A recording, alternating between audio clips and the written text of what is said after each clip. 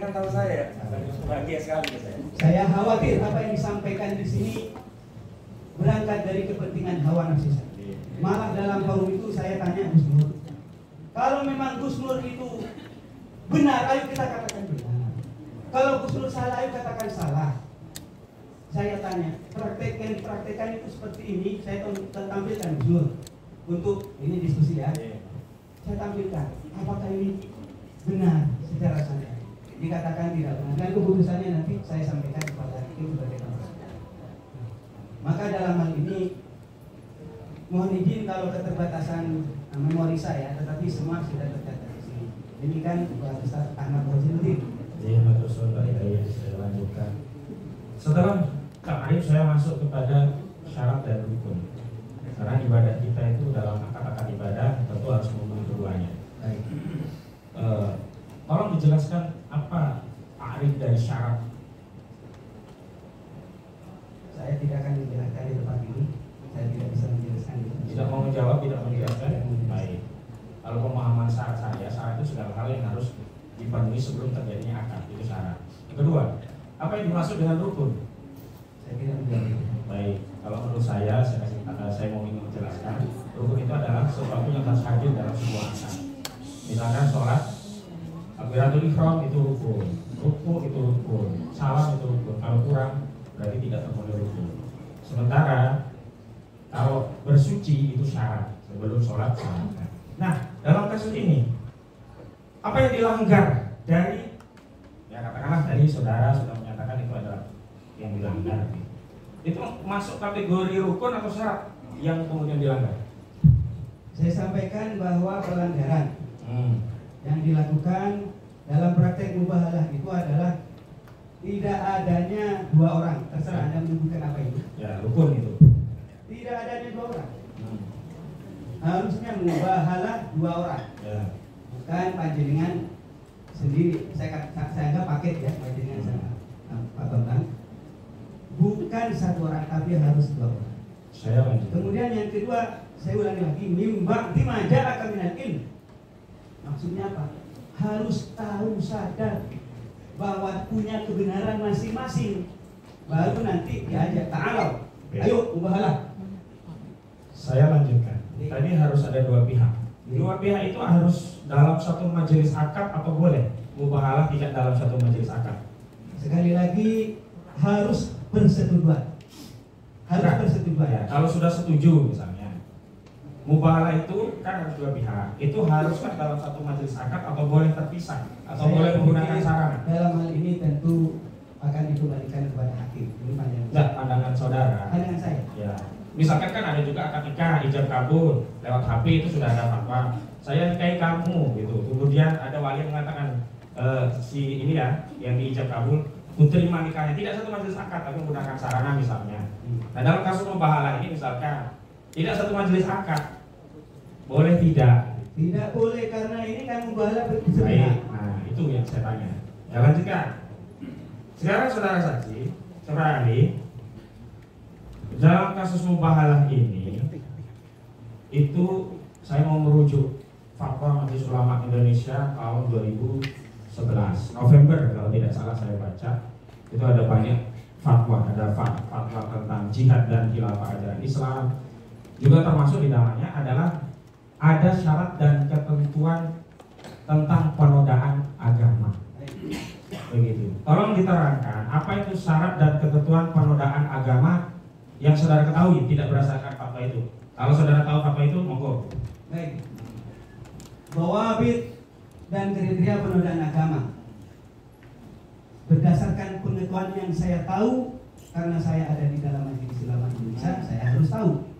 Dan ternyata tercatat di sini hakim ketua. Dhawabit kriterianya.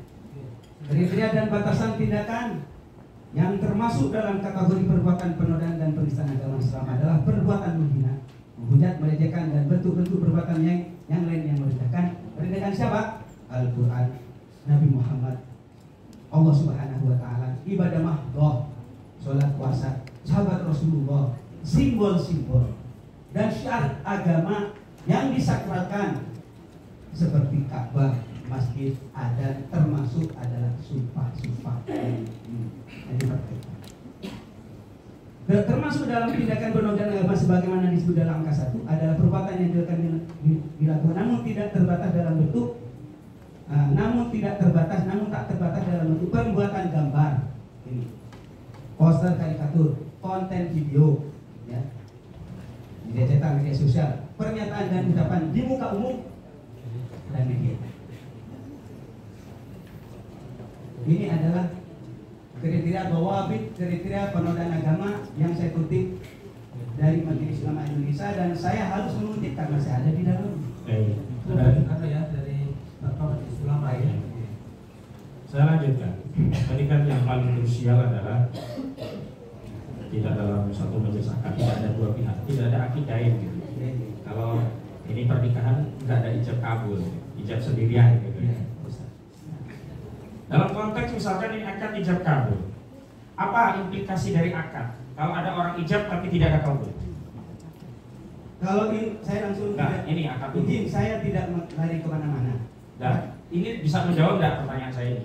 Saya tidak akan menjawab. Tidak bisa menjawab atau tidak akan menjawab? Tidak akan menjawab soal ijab kabul selain kasus ini. Nah, nanti saya masuk di situ. Kalau ini tidak mau menjawab, baik, saya lanjutkan. Kalau di dalam sholat itu ada salah satu rukun tidak terpenuhi, apa implikasi hukumnya? Batal. Batal. Seorang muslim sholat tidak terpenuhi rukunnya, batal. Apakah dia kemudian juga disebut sebagai penoda agama? Tidak otomatis. Persoalannya adalah ketika diumumkan, ya, ketika di-YouTube-kan, ya, andaikan salah berdua, Gus, sholatnya salah. ya.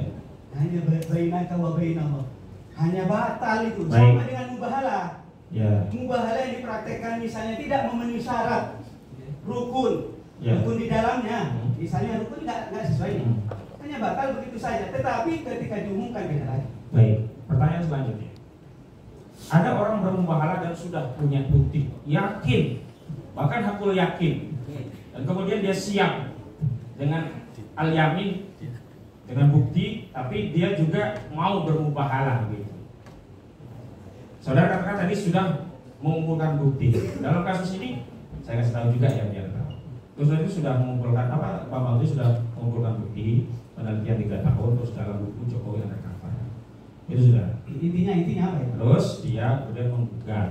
Ya inti daripada bukti itu. Makanya bukti itu menjelaskan bahwa ijazah Jokowi SD, SMP, SMA palsu. Terbukti. Bukti itu ada. Nggak terbukti di hakim nggak? Sedang digugat. Saya lanjutkan. Sedangnya kan nggak apa-apa. Ya, kemudian digugat. Itu kan berarti ada itikat baik untuk menggugat. Kemudian terjadi kasus ini. Pertanyaan saya, apakah segala hal bukti itu harus disampaikan di dalam forum persidangan? Saya mengatakan Di luar proses hukum. baik, tentu pembuktian itu banyak cara. Tapi dalam konteks Indonesia yang saya pahami, apalagi kasus besar, harus Tidak, dalam konteks agama saja. Kalau Indonesia nanti kami ahli pidana. itu harus ada bukti, ada Ya. saksi. Ya, bukan. Forumnya itu apakah harus semuanya di persidangan atau boleh pembuktian di luar persidangan? Misalnya ini ada orang jual beli, dia udah transfer bayar, diterima oleh pembeli, dibuktikan, oh udah terima, selesai. Baik. Jadi saya jawab, ini karena fokus kepada pertanyaan atau kasus yang ada ya. Dalam kasus ini, Gus Nur menyampaikan ijazah Jokowi palsu, kemudian dikuatkan dengan mubahalah. Benar ya? Jadi begini, posisi hukumnya, Bambang Tri meneliti, Oke. ada buku, meyakini, kemudian Gus Nur memverifikasi, benar nggak? Dengan apa? Pakai Verifikasi, dia tanya buktinya mana, dijelaskan. pakai sumpahnya. Nah, itu dulu. Setelah itu, Gus Nur itu tidak yakin. Berani nggak sumpah mubahalah begitu kronologinya? Kalau tidak yakin jangan mubahalah. Enggak, Gus Durnya menanyakan dan dia siap. Kalau Bambang Tri ini yakin, 1000% yakin Bambang Tri ini. Makanya dia siap di penjara, siap ditembak bahkan. Mohon maaf, izin. Keyakinan itu tidak cukup dengan hanya ucapan, harus dengan bukti. Ada Loh, Nah, ini kan bisa. kalau keyakinan Anda tidak bisa menghubungi, katanya yang zohir saja. Ya, saya ulangi. Yang zohir ada buku Jokowi Undercover. Ulangi Ustazina, dengerin dulu Ustazina, bahwa bukti itu harus ditampilkan Ustazina. Saya tidak ngomong anu ya. Ya. Sekali lagi, jadi bukti itu harus diyakinkan baru mubahalah.